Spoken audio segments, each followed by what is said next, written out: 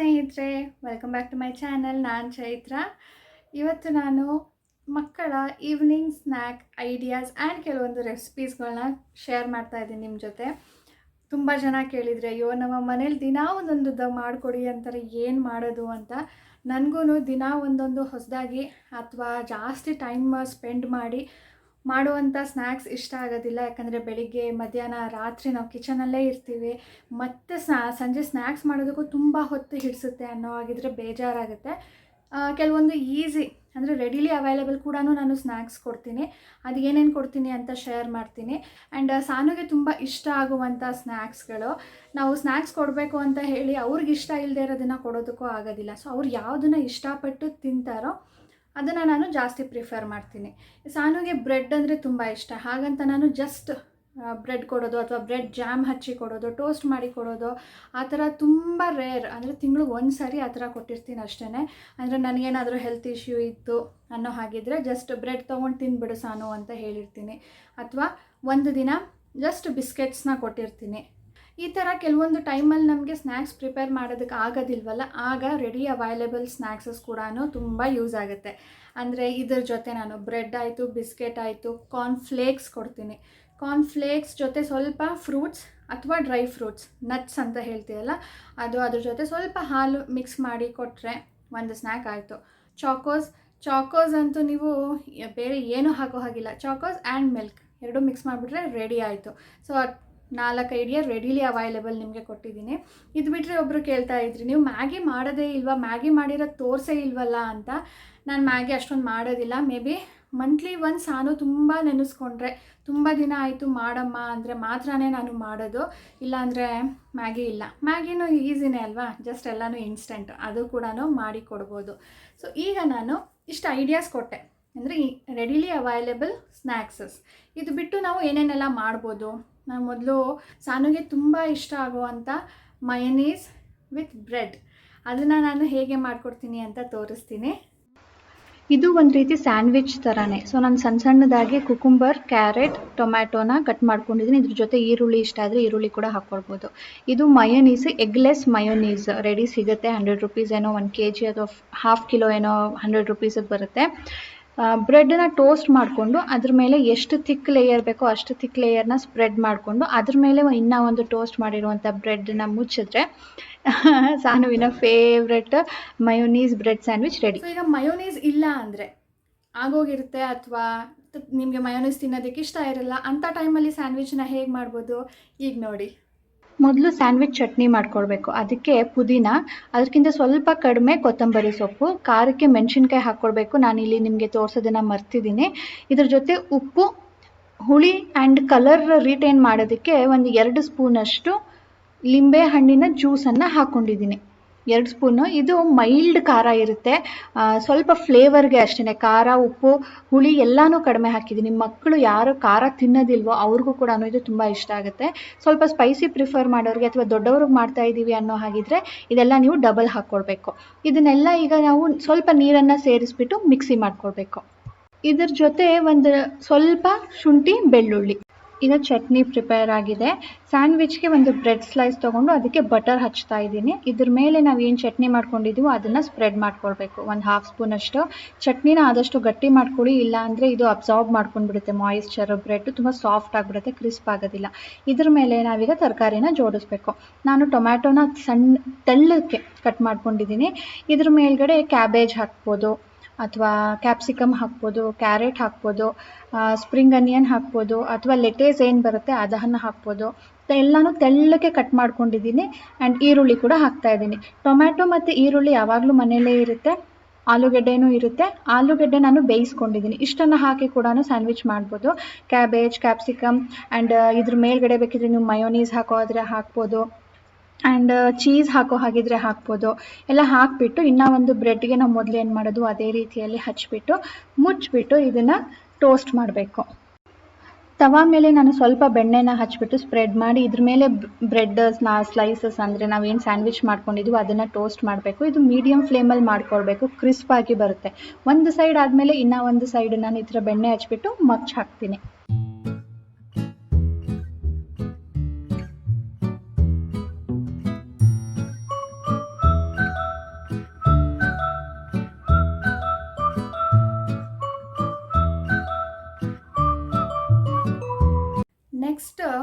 Bread masala. ಈ bread masala ಅಂತ ನಮ್ಮಲ್ಲಿ ಎಲ್ಲರಿಗೂ ಇಷ್ಟನೇ, ಈವನ್ ರಾಜೇಶ್ ಕೂಡ ಇಷ್ಟಪಟ್ಟು ತಿಂತಾರೆ. ಇದು ಕೂಡ ವೆಜಿಟೇಬಲ್ ಯೂಸ್ ಮಾಡ್ಕೊಂಡು ಮಾಡೋದ್ರಿಂದ ಒಂಥರ healthier way and simpler way ಕೂಡ, ಜಾಸ್ತಿ ಟೈಮ್ ಹಿಡಿಸುತ್ತೆ ಅಂತ ಏನಿಲ್ಲ. ಸೊ ಅದು ಹೇಗೆ ಮಾಡೋದು ನೋಡಿ. ಒಂದು ಸಣ್ಣ ಪಾತ್ರೆಯಲ್ಲಿ 1 ಟೇಬಲ್ ಸ್ಪೂನಷ್ಟು ಆಯಿಲ್ ಹಾಕಿದ್ದೀನಿ. ಆ ಆಯಿಲ್ಗೆ ನಿಮ್ಗೆ ಯಾವ ತರಕಾರಿ ಇಷ್ಟನೋ, ಟೊಮ್ಯಾಟೊ ಆ್ಯಂಡ್ ಈ ಆನಿಯನ್ ಈಸ್ ಮಸ್ಟ್, ಅದ್ರ ಜೊತೆ ಕ್ಯಾಪ್ಸಿಕಮ್, ಕ್ಯಾರೆಟ್, ಪೀಸ್, ಗ್ರೀನ್ ಪೀಸ್ನ ಹಾಕ್ಕೊಳ್ಬೋದು. ಇದು ಹಾಫ್ ಕುಕ್ ಮಾಡ್ಕೊಳ್ಬೇಕು, ಅಂದರೆ ಹಾಫ್ ಕುಕ್ ಆಗೋ ತನಕ ಫ್ರೈ ಮಾಡ್ಕೊಳ್ಬೇಕು. ಹಾಫ್ ಕುಕ್ ಆದಮೇಲೆ ಇದಕ್ಕೆ ನಾವು ಮಸಾಲೆಗಳನ್ನ ಆ್ಯಡ್ ಮಾಡಬೇಕು. ಇದಕ್ಕೆ ಏನೇನು ಅಂದರೆ ಸ್ವಲ್ಪ ಅರಿಶಿಣದ ಪುಡಿ, ಒಂದು 1/4 ಚಮಚದಷ್ಟು, ಖಾರಕ್ಕೆ ಎಷ್ಟು ಬೇಕೋ ಅಷ್ಟು ಚಿಲ್ಲಿ ಪೌಡರ್, ಒಂದು 1/4 ಸ್ಪೂನಷ್ಟು ಮೆಣಸಿನ ಪೌಡರ್ ಆ್ಯಂಡ್ ಅರ್ಧ ಸ್ಪೂನಷ್ಟು ಧನಿಯಾ ಪೌಡರ್. ಇಷ್ಟೆಲ್ಲನೂ ಒಂದು 30 ಸೆಕೆಂಡ್ ಫ್ರೈ ಆದಮೇಲೆ ಸ್ವಲ್ಪ ಉಪ್ಪನ್ನು ಸೇರಿಸಬೇಕು. ಅದಾದಮೇಲೆ ಇದಕ್ಕೆ ಟೊಮ್ಯಾಟೊ ಸಾಫ್ಟ್ ಆಗೋ ತನಕ ನಾವು ಇದನ್ನು ಕುಕ್ ಮಾಡಬೇಕಾಗುತ್ತೆ. ಸೊ ಲಾಸ್ಟಲ್ಲಿ ಕೊತ್ತಂಬರಿ ಸೊಪ್ಪು ಆ್ಯಡ್ ಮಾಡಿದ್ರೆ ದಿಸ್ ಮಸಾಲ ಈಸ್ ರೆಡಿ. ಈಗ ಟೋಸ್ಟ್ ಮಾಡ್ಕೊಂಡಿರುವಂಥ ಬ್ರೆಡ್ ಸ್ಲೈಸಸ್ ಮೇಲೆ ನಾನು ಏನು ಮಸಾಲೆ ಮಾಡ್ಕೊಂಡಿದ್ದೀನೋ ಅದನ್ನು ಸ್ಪ್ರೆಡ್ ಮಾಡ್ತೀನಿ. ಸ್ಪ್ರೆಡ್ ಮಾಡಾದಮೇಲೆ ಅದ್ರ ಮೇಲೆ ಇನ್ನೂ ಒಂದು ಟೋಸ್ಟ್ ಮಾಡ್ಕೊಂಡಿರುವಂಥ ಬ್ರೆಡ್ ಸ್ಲೈಸನ್ನು ಕ್ಲೋಸ್ ಮಾಡಿಬಿಟ್ಟು ಇದನ್ನು ಹಾಗೆ ತಿನ್ಬೋದು, ಅಥವಾ ಕಟ್ ಮಾಡಿಕೊಂಡು ಸರ್ವ್ ಮಾಡ್ಬೋದು. ಕಟ್ಲೆಟ್ಸ್ ಮಾಡ್ಬೋದು. ಆಲೂ ಜೊತೆ ವೆಜಿಟೇಬಲ್ಸ್ನೆಲ್ಲ ಕಟ್ ಮಾಡಿ ಹಾಕಿ ಬ್ರೆಡ್ ಕ್ರಮ್ಸಲ್ಲಿ ಅದನ್ನು ಕೋಟ್ ಮಾಡಿಬಿಟ್ಟು ಶಾಲೋ ಫ್ರೈ ಮಾಡ್ಬೋದು ಅಥವಾ ಡೀಪ್ ಫ್ರೈ ಮಾಡ್ಬೋದು. ಅದು ನನಗೆ ಅಷ್ಟೊಂದು ಇಷ್ಟ ಆಗಲಿಲ್ಲ, ಯಾಕಂದರೆ ತುಂಬ ಆಯಿಲ್ ಅಬ್ಸಾರ್ಬ್ ಮಾಡಿತ್ತು. ಆ ಕಟ್ಲೆಟ್ಸ್ನ ಹಾಗೆ ತಿನ್ನೋದಕ್ಕೆ ಕೊಡ್ಬೋದು, ಇಲ್ಲ ಅಂದರೆ 2 ಬ್ರೆಡ್ ಮಧ್ಯ ಸೇರಿಸಿ ಕೂಡ ಕೊಡ್ಬೋದು. ಸೊ ಅದು ನಿಮ್ಗೆ ಇಂಟ್ರೆಸ್ಟ್ ಇದ್ದರೆ ಅದನ್ನು ಕೂಡ ಯಾವಾಗಲಾದರೂ ಒಂದ್ಸರಿ ರೇರ್ ಆಗಿ ಮಾಡ್ಕೊಳ್ಬೋದು. ನೆಕ್ಸ್ಟ್ ಸಾನುಗೆ ತುಂಬ ಫೇವ್ರೆಟ್ ಅಂದರೆ ಕುರ್ಕುರೆ ಭೆಂಡಿ. ಕುರ್ಕುರೆ ಭೆಂಡಿ 2 ರೀತಿಯಲ್ಲಿ ಮಾಡ್ಬೋದು. ನಾನು ಇದನ್ನು ಮಾಡೋದು 15 days ಒನ್ಸ್. ನಾನು ಯಾವಾಗ ಬೆಂಡೆಕಾಯಿ ತಂದಿರ್ತೀನಿ ಅಂದರೆ ಅದರ ಸಾಂಬಾರು ಮಾಡಬೇಕಾದ್ರೆ ಅಥವಾ ಗೊಜ್ಜು ಮಾಡಬೇಕಾದ್ರೆ ಸ್ವಲ್ಪ ಎಕ್ಸ್ಟ್ರಾ ಬೆಂಡೆಕಾಯಿನ ತಂದುಬಿಟ್ಟು ಅದರಲ್ಲಿ ಅವಳಿಗೆ ಕುರ್ಕುರೆ ಭೆಂಡಿ ಮಾಡ್ತೀನಿ. ಇದನ್ನು ಕಟ್ ಮಾಡೋದ್ರಲ್ಲಿ ಡಿಫ್ರೆನ್ಸ್ ಆಗುತ್ತೆ ಅಷ್ಟೇ, 2 ರೀತಿಯಲ್ಲಿ ಕಟ್ ಮಾಡ್ಬೋದು. ಬಟ್ ಮಸಾಲೆ ಎಲ್ಲನೂ ಸೇಮ್, ತುಂಬ ಚೆನ್ನಾಗಿರುತ್ತೆ. ಸ್ವಲ್ಪ ಟೀ ಟೈಮ್ಗೆ ಕೊಟ್ಬಿಟ್ಟು ಹಾಲು ಕೊಟ್ಟರೆ ತುಂಬ ಚೆನ್ನಾಗಿರುತ್ತೆ. ನೆಕ್ಸ್ಟ್ ಬರುತ್ತೆ ಸೀಸನಲ್ ಫುಡ್ಸ್. ಅಂದರೆ ಈಗ ಸಂಕ್ರಾಂತಿ ಹಬ್ಬ ಆಯ್ತಲ್ವಾ, ಎಳ್ಳು ಬೆಲ್ಲ ಜಾಸ್ತಿ ಮಾಡಿ ಇಟ್ಟಿರ್ತೀವಿ. ನಾನು ಅದನ್ನು ಒಂದಿನ ಬಿಟ್ಟು ಒಂದಿನ ಅಥವಾ 2 days ಒನ್ಸ್ ಅದನ್ನೇ ಸ್ನ್ಯಾಕ್ಸ್ ಆಗಿ ಕೊಡ್ತೀನಿ. ಗೆಣಸು ಕೂಡ ಈಗ ಸೀಸನಲ್ಲಿದೆ, ಅದು ಕೂಡ ನಾನು ವಾರಕ್ಕೆ 2 ದಿನ ಕೊಡ್ತೀನಿ. ಅಂದರೆ ಒಂದು ಸಾರಿ ತಂದಾಗ 2 ದಿನ ಮಾಡೋದು.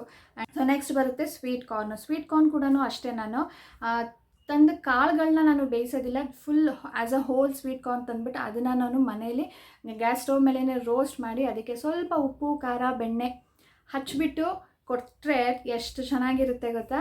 ಇದನ್ನು ಕೂಡ ನಾನು ವಾರಕ್ಕೆ 2 ದಿನ ಆಗೋ ಥರ ತಂದಿರ್ತೀನಿ. ಸೊ ಅದನ್ನು ಒಂದು 3 ದಿನ ಬಿಟ್ಟು ಮತ್ತೆ ಅದನ್ನೇ ಕೊಟ್ಟಿರ್ತೀನಿ. ನೆಕ್ಸ್ಟ್ ನಾನು ಏನಾದರೂ ಒಂದು ಕರೆದಿರೋ ಅಂಥ ಐಟಮ್ ಮಾಡಿರ್ತೀನಿ. ಲೈಕ್ ರೀಸೆಂಟಾಗಿ ಕಜ್ಜಾಯ ಮಾಡಿದ್ದೆ. ಕಜ್ಜಾಯ ಮಾಡಿದ್ರು ಅಷ್ಟೇ, ಅದನ್ನೇ ನಾನು ಅದ್ರ ಜೊತೆ ಬಿಸ್ಕೆಟ್ ಮತ್ತು ಫ್ರೂಟ್ನ ಕೊಟ್ಬಿಟ್ಟು ಅದನ್ನೇ ಸ್ನ್ಯಾಕ್ಸ್ ಆಗಿ ಕೊಡ್ತೀನಿ. ಅದು ಬಿಟ್ಟು ನಾನು ಬೇರೆ ಏನೂ ಹೊಸದಾಗಿ ಮಾಡೋದಕ್ಕೆ ಹೋಗೋದಿಲ್ಲ. ಅದನ್ನು ಕೂಡ ಒಂದು ಡೈಲಿ ಅಥವಾ ಒಂದಿನ ಬಿಟ್ಟು ಒಂದಿನ ಒಂದು 3-4 ಸರಿ ಅಂತೂ ಅದನ್ನೇ ಕೊಟ್ಟಿರ್ತೀನಿ. ನೆಕ್ಸ್ಟು ಮಂಡಕ್ಕಿ ಅಥವಾ ಪೂರಿ ಅಂತ ಹೇಳ್ತಾರಲ್ವ, ಸಪ್ಪೆ ಪೂರಿ, ಅದ್ರ ಜೊತೆ ಮಿಕ್ಸ್ ಮಾಡಿಬಿಟ್ಟು ಹಾಗೆ ತಿನ್ಬೋದು, ತುಂಬ ಚೆನ್ನಾಗಿರುತ್ತೆ. ಅಂದರೆ ಅದು ಕ್ರಂಚಿಯಾಗಿರುತ್ತಲ್ವ, ಆ ಥರ. ಅದು ಒಂದಿನ ಕೊಟ್ಟರೆ ಇನ್ನೊಂದು ದಿನ ನಾನು ಒಗ್ಗರಣೆ ಕೊಟ್ಟಿರ್ತೀನಿ. ಒಗ್ಗರಣೆ ಕೊಟ್ಟಾಗಲೂ ಕೂಡ ಸೂಪರಾಗಿರುತ್ತೆ, ಬೇರೆ ಯಾವ ಸ್ನ್ಯಾಕ್ಸು ಬೇಡ. ಆ್ಯಂಡ್ ಇದು ಒಂದು ದಿನ ಮಾಡಿಕೊಂಡ್ರೆ ಇದು ಕೂಡ 3-4 days ನಾವು ಇಟ್ಕೊಳ್ಬೋದು, ಒಂದು ವಾರದ ತನಕನೂ ಇಟ್ಕೊಳ್ಬೋದು, ವಾಸನೆ ಬರಲ್ಲ, ಏನಿಲ್ಲ. ಆ್ಯಂಡ್ ತುಂಬಾ ಲೆಸ್ ಆಯಿಲ್ ಯೂಸ್ ಮಾಡಿರೋದ್ರಿಂದ ಹೆಲ್ತಿಯರ್ ವೇ ಕೂಡ. ಇದನ್ನು ಹೇಗೆ ಮಾಡೋದು ಅಂತಾನು ಕ್ವಿಕ್ಕಾಗಿ ತೋರಿಸ್ಬಿಡ್ತೀನಿ. ಇದಕ್ಕೆ ಒಂದು ಬಾಣಲಿಯಲ್ಲಿ ಎಣ್ಣೆ, ನಾವು ಏನೇನು ರೋಸ್ಟ್ ಮಾಡೋದಕ್ಕೆ ಹಾಕ್ತೀವೋ ಅದು ರೋಸ್ಟ್ ಆಗುವಷ್ಟು ಎಣ್ಣೆ ಹಾಕ್ಕೊಂಡ್ರೆ ಸಾಕು. ಮೊದಲು ಬೆಳ್ಳುಳ್ಳಿ ಹಾಕಬೇಕು, ಆಮೇಲೆ ಕಡಲೆಕಾಯಿ ಬೀಜ ಆ್ಯಂಡ್ ಅದರ್ ಥಿಂಗ್ಸ್ ಎಲ್ಲನೂ. ಇದು ಗೋಲ್ಡನ್ ಕಲರ್ ಟರ್ನ್ ಆದಮೇಲೆ ಇದಕ್ಕೆ ಕಡಲೆಕಾಯಿ ಬೀಜ, ಸಾಸಿವೆ, ಹುರಿಗಡಲೆ, ಡ್ರೈ ಫ್ರೂಟ್ಸ್ ಹಾಕೋ ಹಾಗಿದ್ರೆ ಹಾಕ್ಬೋದು. ಒಣ ಕೊಬ್ಬರಿನ ತೆಳ್ಳಗೆ ಕಟ್ ಮಾಡಿಬಿಟ್ಟು ಹಾಕ್ಕೊಳ್ಬೋದು. ಕರಿಬೇವು, ಇಷ್ಟೆಲ್ಲ ಹಾಕಾದ್ಮೇಲೆ ಫ್ರೈ ಆದಮೇಲೆ ಒಂದು 30 ಸೆಕೆಂಡ್ಸಲ್ಲೇ ಆಗಿಬಿಡುತ್ತೆ. ಇದಕ್ಕೆ ನಾವು ಮಸಾಲೆ ಹಾಕಬೇಕು. ನಾನು ಡ್ರೈ ಫ್ರೂಟ್ಸ್ ಹಾಕ್ತೀನಿ ಈಗ. ಇದಕ್ಕೆ ಮಸಾಲೆ ಏನೇನೆಂದರೆ ಅರಿಶಿಣದ ಪುಡಿ ಸ್ವಲ್ಪ ಕಲರ್ಗೆ, ಖಾರಕ್ಕೆ ಎಷ್ಟು ಬೇಕೋ ಅಷ್ಟು ಚಿಲ್ಲಿ ಪೌಡರು. ಇದ್ರ ಜೊತೆ ನಾನು ಮಿಕ್ಸ್ ಮಾಡೋದೇನು ಅಂದರೆ ಸಾಂಬಾರು ಪೌಡರ್. ಇದು ಜಾಸ್ತಿ ಯಾರೂ ಮಿಕ್ಸ್ ಮಾಡಲ್ಲ, ಬಟ್ ನಾನು ಹಾಕ್ತೀನಿ, ಟೇಸ್ಟ್ ಚೆನ್ನಾಗಿರುತ್ತೆ ಅಂತ. ಇದು ಸಾಂಬಾರು ಪೌಡರು. ಇಷ್ಟೆಲ್ಲನೂ ಹಾಕಿ ಉಪ್ಪು ಜೊತೆ ಮಿಕ್ಸ್ ಮಾಡಾದಮೇಲೆ ಮಂಡಕ್ಕಿನ ಹಾಕಿ ಮಿಕ್ಸ್ ಮಾಡಿದ್ರೆ ತುಂಬ ದಿನ ಸ್ಟೋರ್ ಮಾಡಿ ಇಟ್ಕೊಳ್ಬೋದು. ಆ್ಯಂಡ್ ಕ್ರಂಚಿಯಾಗಿರುತ್ತೆ, ತುಂಬ ಇಷ್ಟಪಟ್ಟು ತಿಂತಾರೆ ಮಕ್ಕಳು. ಇದೆಲ್ಲ ಬಿಟ್ಟರೆ ನಾನು ಮಂಡಕ್ಕಿ ಅಥವಾ ಪೂರಿನ ತಂದಾಗ ಸ್ವಲ್ಪ ಪ್ರಮಾಣದಲ್ಲಿ ನಾನು ಹಾಗೆ ಸಪ್ಪೆ ತಿನ್ನೋದು ಕೊಡ್ತೀನಿ, ಒಗ್ಗರಣೆ ಕೊಡ್ತೀನಿ, ಟೊಮ್ಯಾಟೊ ಮಸಾಲ ಮಾಡ್ತೀನಿ, ಚುರುಮುರಿ ಮಾಡ್ತೀನಿ. ಚುರುಮುರಿ, ಟೊಮ್ಯಾಟೊ ಮಸಾಲ ಎಲ್ಲನೂ ನಾನು ಶೇರ್ ಮಾಡಿದ್ದೀನಿ. ಆ್ಯಂಡ್ ಚುರುಮುರಿ ಕೂಡ ನಾವು ಇದಕ್ಕೆ ಟೊಮೆಟೊ ಮಸಾಲೆ, ಟೊಮೆಟೊ ಮೇಲೆ ಏನೇನೆಲ್ಲ ಹಾಕ್ತೀವಿ ನೋಡಿ ಟಾಪಿಂಗ್ಸ್, ಸೇಮ್ ವೇಯಲ್ಲೇ ಚುರುಮುರಿನೂ ಮಾಡೋದು. ಸೊ ಅದನ್ನು ಕೂಡ ಮಾಡಿಕೊಡ್ಬೋದು. ವೆರಿ ಫಸ್ಟು ಜಾಮೂನ್ ಟೊಮ್ಯಾಟೊ ಹಣ್ಣನ್ನು ಸ್ಲೈಸಾಗಿ, ಸ್ವಲ್ಪ ಥಿನ್ ಸ್ಲೈಸಾಗಿ ಕಟ್ ಮಾಡ್ಕೊಂಡಿದ್ದೀನಿ. ನೆಕ್ಸ್ಟ್ ಇದಕ್ಕೆ ನಾವು ಸ್ವಲ್ಪ ಉಪ್ಪನ್ನು ಹಚ್ಚಬೇಕು. ನಾನು ಅದ್ರ ಮೇಲೆ ಉಪ್ಪನ್ನು ಉದುರಿಸ್ಬಿಟ್ಟು ಅದನ್ನು ಉಲ್ಟಾ ಮಾಡ್ತೀನಿ. ಉಲ್ಟಾ ಮಾಡಿಟ್ಬಿಟ್ಟು ಮತ್ತೆ ಅದಕ್ಕೆ ಉಪ್ಪನ್ನು ಉದುರಿಸ್ಬೇಕು ಮೇಲಿಂದ, ಇಲ್ಲಾಂದರೆ ಅದು ಅಷ್ಟೊಂದು ಟೇಸ್ಟಿಯಾಗಿ ಅನಿಸೋದಿಲ್ಲ. ಇದಾದಮೇಲೆ ನಾನು ಏನು ಚಟ್ನಿ ತೋರಿಸಿದ್ದೆ ನೋಡಿ, ಸ್ಯಾಂಡ್ವಿಚ್ ಚಟ್ನಿ, ಅದನ್ನು ಇದ್ರ ಮೇಲೆ ಸವರ್ಬೋದು. ತುಂಬ ಚೆನ್ನಾಗಿರುತ್ತೆ ಟೇಸ್ಟ್. ಅದಿಲ್ಲ ಅನ್ನೋ ಹಾಗಿದ್ರೆ ಜಸ್ಟ್ ಚಿಲ್ಲಿ ಪೌಡರ್ ಅಥವಾ ಸ್ವಲ್ಪ ಲೆಮನ್ ಹಾಕೋ ಹಾಗಿದ್ರೆ ಹಾಕ್ಕೊಳ್ಬೋದು. ಬಟ್ ಟೊಮ್ಯಾಟೊ ಹಣ್ಣು ಹುಳಿ ಇರುತ್ತೆ, ಸಾಕಾಗುತ್ತೆ. ಇದ್ರ ಮೇಲೆ ಈಗ ಟಾಪಿಂಗ್ಸ್. ಮೊದಲನೇದಕ್ಕೆ ವೆರಿ ಫಸ್ಟ್ ಕ್ಯಾರೆಟ್, ನೆಕ್ಸ್ಟ್ ಈರುಳ್ಳಿ, ಸ್ವಲ್ಪ ಕ್ರಂಚಿನೆಸ್ಗೆ ಸೇವ್ ಹಾಕ್ಕೊಳ್ಬೋದು, ಅಥವಾ ಈ ಥರ ಕಡಲೆಕಾಯಿ ಬೀಜ ಹಾಕ್ಕೊಳ್ಬೋದು, ಕಾಂಗ್ರೆಸ್ ಬೀಜ, ಅಥವಾ ಎರಡನ್ನೂ ಕೂಡ ಹಾಕ್ಕೊಳ್ಬೋದು. ಲಾಸ್ಟಲ್ಲಿ ಪೂರಿ, ಸ್ವಲ್ಪ ಕೊತ್ತಂಬರಿ ಸೊಪ್ಪು ನಾನು ಇಲ್ಲಿ ಸ್ಕಿಪ್ ಮಾಡಿಬಿಟ್ಟಿದ್ದೀನಿ. ಕೊತ್ತಂಬರಿ ಸೊಪ್ಪು ಆದಮೇಲೆ ಸ್ವಲ್ಪ ಪೂರಿನ ಹಾಕ್ಕೊಂಡ್ರೆ ಟೊಮೆಟೊ ಯಮ್ಮಿ ಮಸಾಲ ರೆಡಿ. ಇಷ್ಟೆಲ್ಲ ನಾನು ಸ್ನ್ಯಾಕ್ಸ್ ಆಗಿ ಸಾನುಗೆ ಕೊಡ್ತೀನಿ. ಅವಳು ತುಂಬ ಎಂಜಾಯ್ ಮಾಡ್ಕೊಂಡು ತಿಂತಾಳೆ. ಹಾಗೆಯೇ ನಾನು ಸ್ನ್ಯಾಕ್ಸ್ ಪ್ರಿಪೇರ್ ಮಾಡಬೇಕಾದ್ರೆ ಸಾನುನ ಕೂಡ ಇನ್ವಾಲ್ವ್ ಮಾಡ್ಕೊಳ್ತೀನಿ. ಅದರಿಂದ ಅವಳಿಗೂ ಕೂಡ ಖುಷಿ ಆಗುತ್ತೆ, ಟೈಮ್ ಪಾಸ್ ಆದಾಗುತ್ತೆ. ಆ್ಯಂಡ್ ಸ್ನ್ಯಾಕ್ಸ್ ಮಾಡಬೇಕಾದ್ರೆ ಏನೇನೆಲ್ಲ ಮಾಡ್ಬೋದು, ಹೇಗೆಲ್ಲ ಮಾಡ್ಬೋದು ಅನ್ನೋ ಒಂದು ಐಡಿಯಾ ಕೂಡ ಬರುತ್ತೆ. ಇದು ಬಿಟ್ಟರೆ ನಾನು ತಿಂಗಳಿಗೆ ಒಂದು ಸಾರಿ ಮಾತ್ರನೇ ಕೇಕ್ ಮಾಡೋದು. ನಾನು ಬೇಕಂತೂ ಮಾಡ್ತೀನಿ, ಬಟ್ ಮಂತ್ಲಿ ಒನ್ಸ್. ನಾನು ಅದನ್ನು ಜಾಸ್ತಿ ಏನು ಮಾಡೋದಿಲ್ಲ. ಒಂದು ಸಾರಿ ಮಾಡಿದ್ರೆ ಒಂದು 12 ಕಪ್ ಕೇಕ್ಸ್ ಮಾಡಿರ್ತೀನಿ ಅಂದ್ಕೊಳ್ಳಿ. ಆ 12 ಕಪ್ ಕೇಕ್ಸ್ ನಾನು ಮತ್ತು ಸಾನು ಇಬ್ಬರೂ ಶೇರ್ ಮಾಡಿಕೊಂಡು ಒಂದು 3-4 ಡೇಸ್ ಕಂಟಿನ್ಯೂಸ್ ಆಗಿ ಅದೇ ಕೊಟ್ಟಿರ್ತೀನಿ. ಬೇರೆ ಇನ್ನೇನು ಸ್ನ್ಯಾಕ್ಸ್ ಮಾಡೋದಿಲ್ಲ. ಕಪ್ ಕೇಕ್ ಹೇಗೆ ಮಾಡೋದು ಅಂತ ಆಲ್ರೆಡಿ ಶೇರ್ ಮಾಡಿರೋದ್ರಿಂದ ಲಿಂಕ್ ಡಿಸ್ಕ್ರಿಪ್ಷನಲ್ಲಿರುತ್ತೆ. ಜಸ್ಟ್ ಕಪ್ ಕೇಕ್ ಅಲ್ಲ, ನಾವು ಪಡ್ಡು ತವಾ ಮೇಲೆ ಹೇಗೆ ಮಾಡ್ಬೋದು, ನಾರ್ಮಲ್ ದೋಸೆ ತವಾ ಮೇಲೆ ಹೇಗೆ ಮಾಡ್ಬೋದು, ಕೇಕ್ ರೋಲ್ ಮಾಡೋದು, ಪಡ್ಡು ಸೈಜ್ದು ಕೇಕ್ ಮಾಡೋದು ಎಲ್ಲನೂ ಕೂಡ ಶೇರ್ ಮಾಡಿದ್ದೀನಿ. ಆ ವಿಡಿಯೋ ಲಿಂಕ್ ಡಿಸ್ಕ್ರಿಪ್ಷನಲ್ಲಿರುತ್ತೆ, ಚೆಕ್ ಮಾಡ್ಬೋದು. ಇದರೊಂದಿಗೆ ಇವತ್ತಿನ ವಿಡಿಯೋ ಕೂಡ ಎಂಡ್ ಮಾಡ್ತೀನಿ ಸ್ನೇಹಿತರೆ. ನಿಮ್ಮೆಲ್ಲರಿಗೂ ಒಂದು ಐಡಿಯಾ ಸಿಕ್ಕಿದೆ ಆ್ಯಂಡ್ ಯೂಸ್ಫುಲ್ ಆಗಿದೆ ಅಂತ ಅಂದ್ಕೊಳ್ತೀನಿ. ನಿಮ್ಗೆ ಇಷ್ಟ ಆಗಿದ್ರೆ ನೀವು ಪ್ಲೀಸ್ ಲೈಕ್ ಮಾಡಿ ತಿಳಿಸ್ಬೇಕು, ಆ್ಯಂಡ್ ಕಮೆಂಟ್ ಮಾಡಿ ತಿಳಿಸಿ ನಿಮಗೆ ಯಾವ ಸ್ನ್ಯಾಕ್ಸ್ ತುಂಬ ಇಷ್ಟ ಆಯಿತು, ನಿಮ್ಮ ಮಗುಗೆ ಯಾವ್ದು ತುಂಬಾ ಇಷ್ಟ ಆಗುತ್ತೆ ಅಂತ. So please do like, share ಮಾಡಿ. ಬೇರೆಯವ್ರಿಗೂ ಇದೇ ಥರ ಕನ್ಫ್ಯೂಷನ್ ಇರ್ಬೋದು, ಅವ್ರಿಗೂ ಕೂಡ ಒಂದು ಐಡಿಯಾ ಸಿಗುತ್ತೆ. ಹಾಗೆ ವಿತೌಟ್ ಸಬ್ಸ್ಕ್ರೈಬಿಂಗ್ ನೋಡ್ತಾ ಇದ್ದರೆ ಪ್ಲೀಸ್ ಸಬ್ಸ್ಕ್ರೈಬ್ ಮಾಡಿ, ಬೆಲ್ ಬಟನ್ನ ಕ್ಲಿಕ್ ಮಾಡಿ. ಇದೇ ತರಹದ ಹಲವಾರು ವೀಡಿಯೋಗಳನ್ನ ಮುಂದೆ ಕೂಡ ನೀವು ನೋಡೋದಕ್ಕೆ. ಸೊ ಸಿಗೋಣ ಮುಂದಿನ ವೀಡಿಯೋಲಿ. ಬೈ ಸ್ನೇಹಿತರೆ.